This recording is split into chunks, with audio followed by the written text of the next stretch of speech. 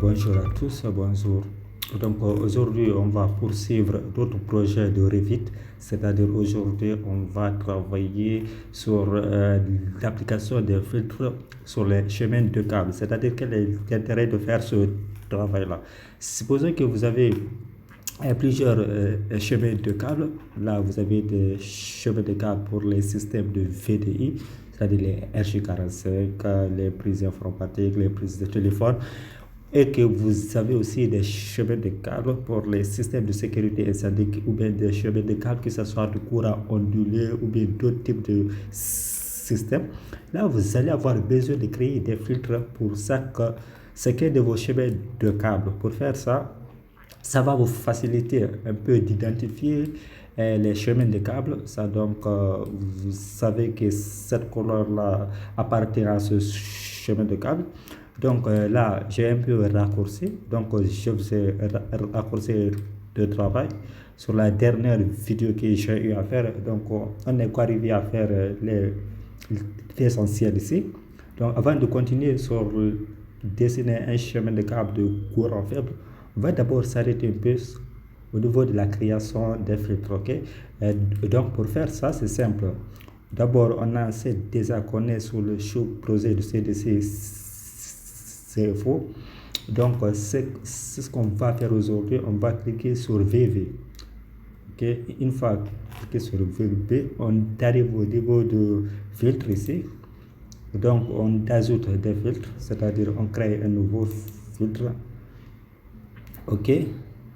Donc, on va par exemple ajouter un filtre nouveau.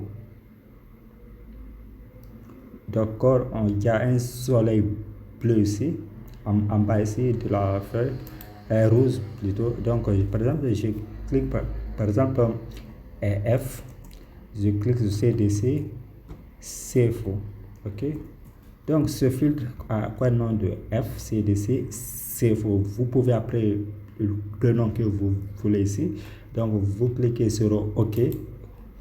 Ensuite, vous dites quoi ici? Vous dites quels sont les paramètres qui vont être pris en compte par ce filtrage. Je vais dire que c'est le chemin de câble. D'abord, je vais dire que c'est le chemin de câble. Ensuite, c'est les raccords de chemin de câble. Ok, faites attention. Les raccords de chemin de câble sont là. Et donc, ensuite, je clique au niveau de l'équation ici. C'est très simple. Il y a des règles qu'il faut, par exemple, appliquer.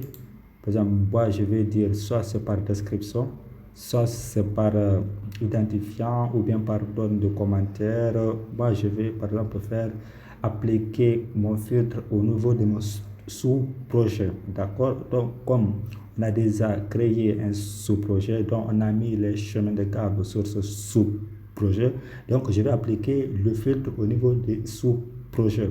Donc, je vais ici, je clique dessus, je dis égal. Par exemple, quand ce sous-projet s'appelle, par exemple, CDC CFO, ok, il faut vous assurer que le nom de sous-projet que vous allez mettre, c'est le même nom que de sous-projet qu'on a créé. Donc, il faut faire beaucoup attention au niveau de l'orthographe. Donc, sinon, ça ne va pas marcher. D'accord? Ok, on clique sur OK. D'accord? On essaie maintenant d'ajouter des couleurs à ce filtre qu'on vient de créer. Donc, on clique sur OK, on sélectionne, on clique sur OK. Donc, on est là au niveau des filtres. Donc, maintenant, qu'est-ce qu'on va faire ici? On va ajouter des couleurs pour notre filtre. D'accord? On clique ici, les lignes. Au niveau de couleurs ici, on clique par exemple rouge. Prenons rouge, OK? Donc, je clique sur OK. OK. Donc, au niveau du motif ici, j'applique une couleur la même partout. Donc, si vous êtes nouveau, pensez à vous abonner à la chaîne pour ne pas rater les prochains contenus sur ce projet-là. On va aller pas à pas, petit à petit, d'accord? OK.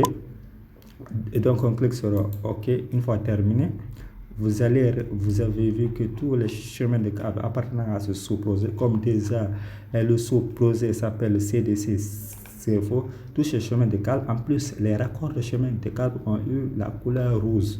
Donc vous avez vu que c'est facile, c'est simple.